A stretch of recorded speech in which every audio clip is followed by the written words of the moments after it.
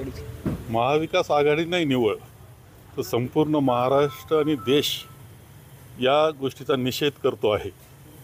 म्हणजे पंतप्रधान महोदयांनी माफी मागितली, पण जितकं त्यांचं त्या पुतळ्याच्या बाबतीतली आस्था खोटी आहे, छत्रपती शिवाजी महाराजांच्या बाबतीतलं प्रेम श्रद्धा खोटी आहे, तितकी ही माफीसुद्धा खोटी आहे. केवळ निवडणुका तोंडावर म्हणून ही माफी आहे. आणि दुर्दैवानं त्यामध्ये आणखी एक गोष्ट दिसते आहे, छत्रपती शिवाजी महाराज हे श्रद्धास्थान आहे, देशाचं श्रद्धास्थान आहे. त्यांची आणि सावरकरांची कशी तुलना होऊ शकते? अशी तुलना करण्याचा प्रयत्न केला, हे आणखी निषेधार्ह आहे. खरं जे हा पुतळा 8 महिन्यामध्ये जातो आणि त्याची जी भग्न अवस्था झाली, आम्हाला पावत नाही. सर्व महाराष्ट्र आणि देशातले शिवप्रेमी दुःखी आहेत, देश दुःखी आहे असं म्हणलं तर वावगं ठरणार नाही. त्याच्यामध्ये ते करण्यामधली त्यांची भावना जी आहे, केवळ दिखावा, एक इव्हेंट करायचा म्हणून छत्रपती शिवाजी महाराजांचा कोट्यावधी रुपये खर्च केले गेले. काही लोकांचा मलिदा वाटण्याचा कार्यक्रम त्यामध्ये झाला, नफाखोरी त्यामध्ये झाला, भ्रष्टाचार त्यामध्ये झाला आणि हा पुतळा उभा केला गेलेला आम्हाला दिसतो आहे. म्हणजे 100 वर्षापूर्वीचे पुतळे आजही आहेत. छत्रपती शिवाजी महाराजांचा पुतळा आज पुण्यातला दिमाखाना उभा आहे. एवढंच नाही तर चौपाटीसारख्या वाऱ्यामध्ये सुद्धा लोकमान्य टिळकांचा पुतळा उभा आहे, दिमागदारपणे उभा आहे. यांचं प्रेम खोटं, यांची श्रद्धा खोटी, यांचं देशप्रेमसुद्धा खोटं आणि आमच्या महापुरुषांवरची श्रद्धासुद्धा खोटी. हे फक्त सत्तेला हपापलेले आणि सत्तेकरता निवडणुकांकरता काही करणारे असे भारतीय जनता पक्षाचे लोक आहेत. हे सिद्ध करणाऱ्या ह्या सगळ्या गोष्टी आहेत. आजच्या जोडोमार आंदोलनाला देखील परवानगी मिळालेली नाही. मग आज कशा पद्धतीने आंदोलन ही तर श्रद्धेचा आमचा भाग आहे.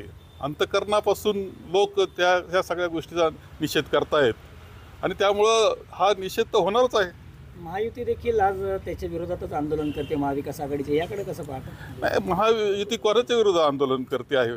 खरं म्हणजे ज्यांना अटक व्हायला पाहिजे होती, ज्यांच्या भ्रष्टाचाराची चौकशी व्हायला पाहिजे होती, त्यांना आजही संरक्षण दिलं जातं असं दिसतं आहे. याला काय ते राजकारण म्हणतात. बदलापूरच्या हजारो लोक रस्त्यावर आले, रेल्वे स्टेशनवर आले, त्यांना सुद्धा राजकारण म्हणणारे हे लोक आहेत. त्यांना कशातही राजकारण दिसतं, कारण हे पूर्णपणे राजकीय दृष्टीने प्रत्येक गोष्टीकडे पाहतात, इव्हेंट म्हणून पाहतात. आणि म्हणून ह्या छत्रपतींच्या बाबतीत झालेली गोष्ट हिला क्षमा नाही. कारण क्षमा असते, बरोबर आहे, क्षमा केली पाहिजे, माफी मागितली की चुकीला असते, गुन्ह्याला नसते. गुन्ह्याला शिक्षा असते आणि ती शिक्षा ही जनता, भारतीय जनता पक्षाला आणि त्यांच्या मित्रांना दिल्याशिवाय राहणार नाही. बदलापूरची घटना असेल किंवा आता शिवाजी महाराज पुतळ्याची घटना असेल, यातील जे आरोपी आहेत ते कुठेतरी हिंदुत्ववादी संघटनांशी अटॅच असल्यामुळे कारवाईला टाळाटाळ होती. येतं याला संरक्षण देणारे कोण? हे गुन्हेगार जितका गुन्हेगार आहे, शिक्षा पात्र आहे, शिक्षेला पात्र आहे, त्यांना सुद्धा शिक्षा झाली पाहिजे. दादांनी आता जी जागांची महायुतीच्या वाटपात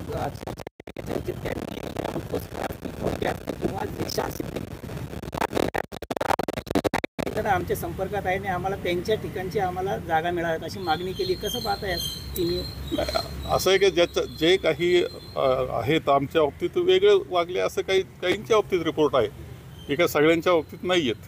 त्या बाबतीत योग्य निर्णय आम्ही घेणार आहोत. त्यांनी आणखी 4 नावं घेतील, त्याला काही फार अर्थ आहे असं समजण्याचं काही कारण नाही. पण ज्या पद्धतीने त्यांनी वक्तव्य केलं, कुठेतरी काँग्रेसचे आमदार त्यांच्या संपर्कात असल्याचंच एक सुतोवाच. कुणी संपर्कात आहे ते आम्हाला माहिती आहेत, पण हे नावं असणारे सगळे संपर्कात आहे असं समजण्याचं काही कारण नाही. आता नुकताच एक सर्वे काँग्रेसनेही केला, त्यात काँग्रेस वरचढ दिसते. राज्यात जास्त जागा काँग्रेस घेणार या महाविकास आघाडीच्या वाटपात? महाविकास आघाडीच्या प्रत्येक घटकाला जे आहेत, आमचे मित्र असतील, आमचे तिन्ही पक्ष आमचे प्रमुख असतील, प्रत्येकाला आपल्या जागा वाढवण्याचा अधिकार तो आहेच आहे.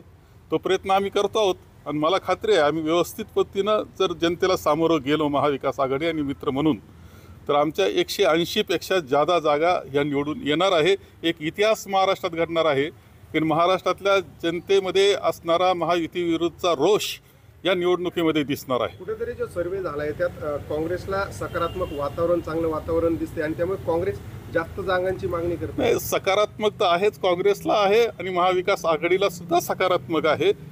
जनता आमच्या बरोबर आहे आणि त्यामुळं जागा मागणी हे जो निवडून येईल अशा ज्या जागा आहेत त्याला द्यायच्या, हे आमचं सर्वांचं गणित आहे. त्यामुळे त्या पद्धतीनं आमच्या मागणी राहील, त्यांची मागणी राहतील. आम्ही योग्य निर्णय एकत्र पद्धतीनं घेऊ. कुणी आडवा आलं तरी लाडकी बहीण योजना सुरूच राहील असं मुख्यमंत्री म्हणतात. वडील भविष्यात त्यांचा सगळा भरोसा, इतका रोष लोकांमध्ये आहे. आज फक्त एका योजनेवर त्यांचा भरोसा आहे, पण आमच्या लाडक्या बहिणी सुद्धा हुशार आहे, लक्षात घेतलं पाहिजे. इतक्या भोळ्या नाही आहेत की बा त्या फसतील त्या निधीला. त्या प्रश्न विचारतील का बदलापूरच्या घटनेमध्ये झालेल्या बालिकांवर झालेल्या अन्यायाचं काय, हा प्रश्न त्यांच्या प्रत्येकीच्या मनामध्ये येणार आहे. खरं म्हणजे यामध्ये या सरकारनं राजीनामा दिला असता मुख्यमंत्री आणि या सरकारनं या दोन्ही प्रकरणामध्ये, तर कदाचित शोभून दिसलं असतं का चला योग्य त्यांनी असा शिक्षा स्वतःवर घेतली. परंतु यांना सत्ता पाहिजे आहे, एक एक दिवस वाढवण्याचा प्रयत्न चालला आहे, निवडणुका पुढं लोटण्याचा प्रयत्न चालला आहे. हे सगळं जे दिसतं आहे ते महाराष्ट्राच्या दृष्टीनं यांची सत्ता लोलुपता दिसते आहे. महाराष्ट्राच्या जनतेला दिसतं की एक एक दिवस वाढवत आहेत, निवडणुका एक महिना पुढे नेल्यात, आणखी नेल्या जातील अशी शंका मनामध्ये येते आहे लोकांच्या. हे याच्यामध्ये यांचं ढोंगीपणा, सत्ता लोलुपता दिसते आहे. कुणीही फसणार नाही, महाराष्ट्राची जनता बिलकुल फसणार नाही. कुणी भोळं, आमच्या बहिणासुद्धा, ज्या बहिणी आहेत आमच्या, त्यासुद्धा भोळ्या नाही. ह्या सगळ्या मिळून शिक्षा त्यांना महायुतीला दिल्याशिवाय राहणार नाही. तानाजी सावंत ज्या पद्धतीने शेतकऱ्यांच्या प्रश्नावर रिॲक्ट झाले, काय वाटतं अशा पद्धतीने शेतकऱ्यांचे प्रश्नच ऐकून घेतले जात नाही असं? नाही, मला खरं म्हणजे तानाजी सावंत हे काही लोकांच्या बोलण्याकडे आम्ही लक्ष देत नसतं, काय बोललं हे मला माहीत नसतं. आपला वेळ घालण्यात अर्थ नाही अशा लोकांचं बोलणं ऐकण्यामध्ये. सर, शेवटचा प्रश्न, महाविकास आघाडी असेल किंवा महायुती, आता राजकीय समीकरणं बदललेली आहेत, जागा वाटप होत असताना कुठेतरी अंतर्गत गटबाजी किंवा नाराजी हे खूप समोर येण्याची चिन्ह आहेत. त्या चिंतेचा विषय नाही वाटत जागा वाटप? खरं म्हणजे आमच्यामध्ये असं नाही, आम्ही मागणी करू, आग्रह धरू, परंतु एक मतानं विषय संपवू.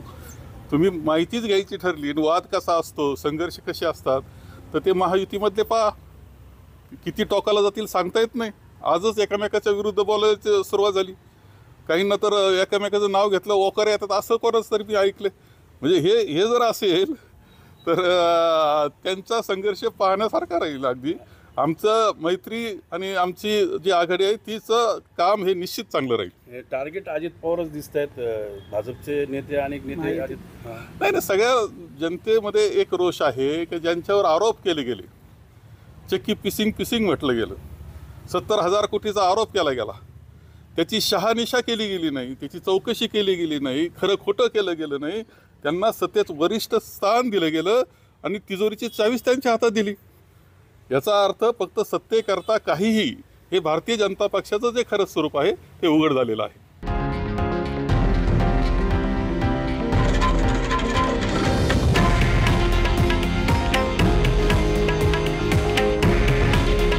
हे आहे देशातील नंबर 1 न्यूज नेटवर्क आणि आपण पाहत आहात TV9 मराठी. काळजी तुमची, हित महाराष्ट्राचं.